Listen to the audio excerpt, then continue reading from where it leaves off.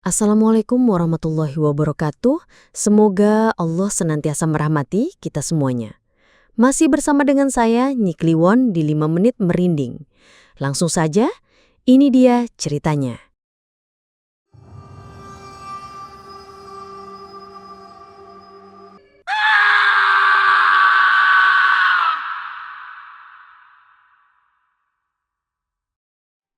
Ini namanya nasi kangkang, Duk. Ilmu tua buat bikin laki tunduk tak berkutik. Caranya gampang, tapi butuh nyali. Pas masak nasi dan uapnya lagi ngebul-ngebulnya, kamu jongkok di atasnya. Mengangkang. Jangan pakai benang sehelai pun. Biarkan uap panas itu kena itumu. Biarkan keringat dan cairan tubuhmu menetes, jatuh campur sama nasi yang bakal dia makan. Itu pengikat paling jahat. Tahun 2012, hujan turun deras mengguyur Jakarta malam itu. Rini duduk di sofa ruang tengah, menatap layar BlackBerry Gemini milik suaminya yang tergeletak di meja. Lampu notifikasi berkedip merah. Yuda sedang mandi. Suara air gemericik terdengar samar. Dengan jantung berdegup kencang, Rini menyambar HP itu. Tidak dikunci. Dia membuka inbox BBM. "Mas, kapan kesini lagi? Sepi nih." Nama kontaknya montir bengkel, tapi foto profilnya perempuan dengan belahan dada rendah. Darah Rini mendidih. Ini sudah ketiga kalinya. Dulu Yuda janji bakal berubah setelah ketahuan selingkuh sama kasir minimarket. Sekarang malah ada perempuan lain lagi. Rini membanting HP itu kembali ke sofa saat pintu kamar mandi terbuka. Yuda keluar dengan handuk melilit pinggang. Bau sabun tidak bisa menutupi aroma parfum perempuan murah yang masih menempel di lehernya sejak dia pulang kerja tadi. "Kenapa muka ditekuk gitu?" tanya Yuda santai sambil mengeringkan rambut. "Kamu dari mana?" Rini menahan suara biar nggak teriak. "Kerja lah, lembur. Kan udah bilang tadi sore," jawab Yuda tanpa dosa. Dia bahkan nggak berani natap mata Rini. "Lembur sama montir bengkel?" sindir Rini tajam. Yuda berhenti bergerak. Dia menoleh, wajahnya merah padam. Bukannya minta maaf, dia malah melempar handuk basah ke wajah Rini. "Jangan mulai lagi deh. Aku capek cari duit. Kamu di rumah cuma bisa curiga," bentak Yuda. Dia masuk kamar, membanting pintu sampai figura foto pernikahan di dinding miring. Rini terdiam. Air matanya nggak keluar. Rasa sedihnya sudah habis, ganti jadi benci yang pekat. Malam itu, Rini nggak tidur. Dia ingat cerita Butari, tetangga sebelah yang suaminya tiba-tiba jadi penurut banget setelah dibawa ke orang pintar di pinggiran Bogor. Rini menatap pintu kamar tempat Yuda mendengkur. "Lihat aja nanti, Mas," bisik Rini. "Biar kamu nggak bisa kemana-mana lagi." 3 hari kemudian, Rini pulang dari Bogor membawa bungkusan kresek hitam. Isinya cuma kembang 7 ropa dan botol kecil berisi minyak keruh. Tapi instruksi dari Mbah Suro, orang tua keriput bermata satu yang dia temui, sangat jelas, detail, dan bikin perut mual. "Ini namanya nasi kangkang, Duk. Ilmu tua buat bikin laki tunduk tak berkutik. Caranya gampang, tapi butuh nyali. Pas masak nasi dan uapnya lagi ngebul-ngebulnya, kamu jongkok di atasnya. Mengangkang. Jangan pakai benang sehelai pun. Biarkan uap panas itu kena itumu. Biarkan keringat dan cairan tubuhmu menetes, jatuh campur sama nasi yang bakal dia makan. Itu pengikat paling jahat." Hari ini hari pertama Rini haid. Perutnya kram, tapi tekadnya sudah bulat. Yuda baru akan pulang jam 8 malam. Jam 6 sore, dapur tertutup rapat. Gorden jendela ditarik rapat-rapat. Rini melepas semua pakaiannya. Udara dingin dapur langsung menyergap kulit, bikin merinding. Di lantai panci rice cooker yang baru matang dilepakan. Uap panas masih mengepul tebal dari nasi putih yang pulen itu. Rini menarik napas panjang, lalu melakukan hal gila itu. Dia naik ke atas meja kecil, lalu jongkok mengangkang tepat di atas panci nasi yang terbuka. Panas uap langsung menampar kulit bagian bawahnya. Panas, perih, dan lembab. Keringat ingin mulai mengucur dari dahi dan punggungnya karena menahan posisi sulit itu. Dia diam di sana beberapa menit, membiarkan uap menyatu dengan keringat tubuhnya, menunggu tetesan itu jatuh. Tes. Satu tetes keringat yang bercampur uap tubuhnya jatuh ke tengah nasi putih itu. Rini menyeringai, kakinya gemetar menahan berat badan, tapi hatinya puas. Dia turun, lalu mengaduk nasi itu dengan centong, mencampur bumbu tubuhnya agar merata. Baunya sedikit berubah, ada aroma asam keringat yang samar tertutup wangi pandan. Belum selesai, Rini mengambil gelas kopi kesukaan Yuda.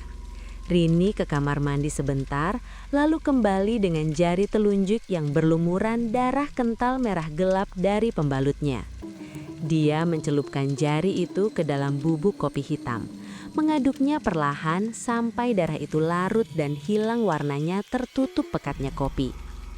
Tepat jam 8, suara motor Yuda terdengar. "Kopi, Mas? Udah makan?" Tawa Rini saat Yuda duduk di meja makan.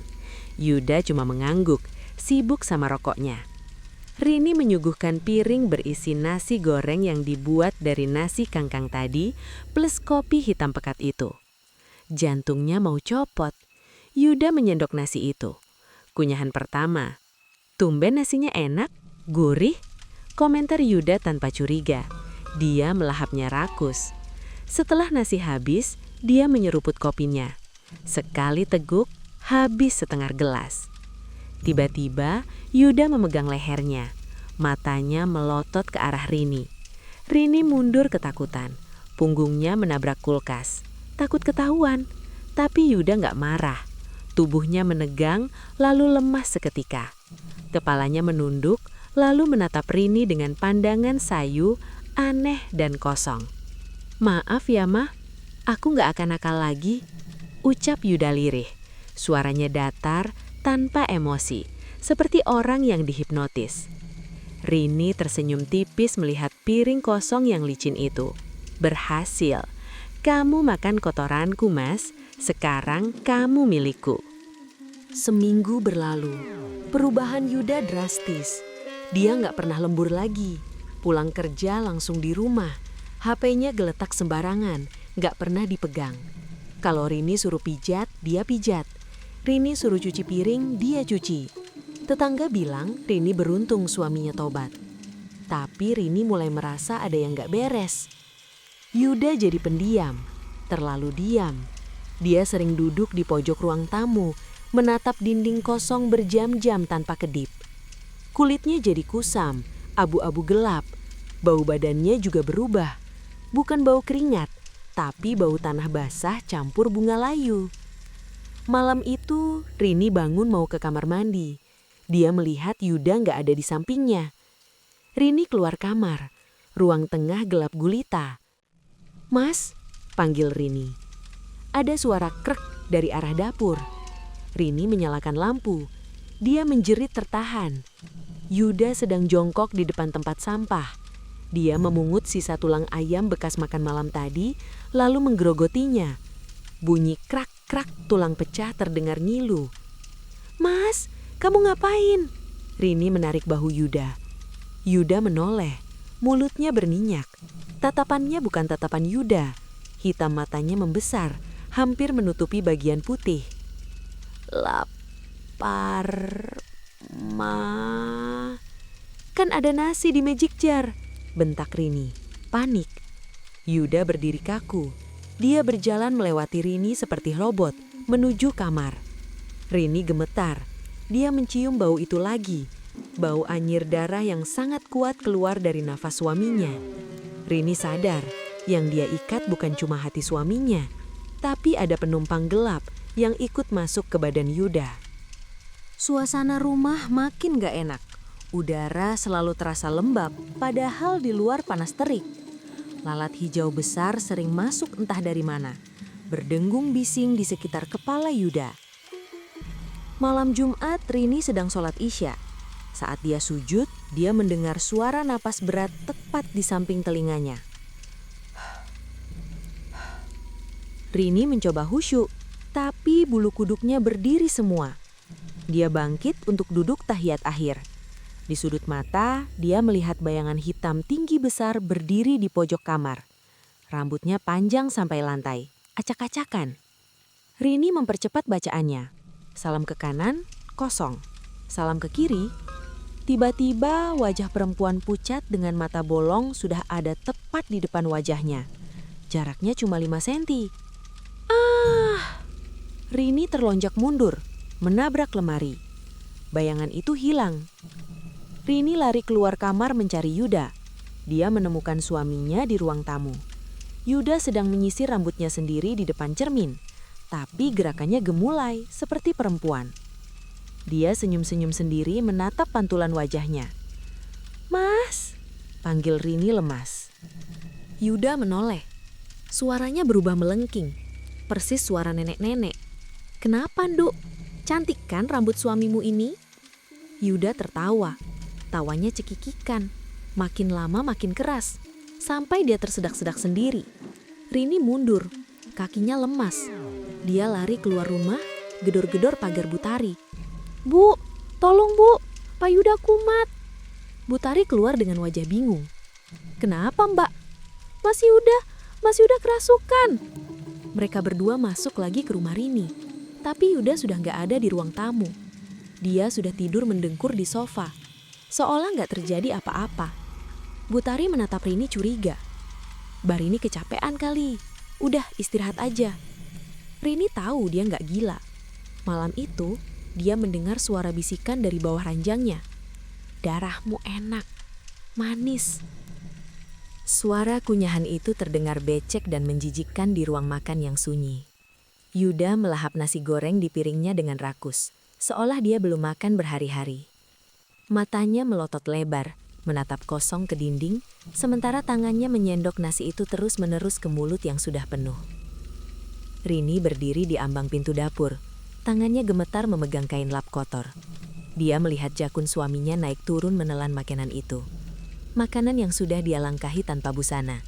Makanan yang sudah dicampur dengan tetesan pekat berwarna merah gelap dari pembalutnya pagi ini. Tiba-tiba, Yuda berhenti mengunyah. Kepalanya berputar pelan, lambat sekali, hingga lehernya berbunyi krek.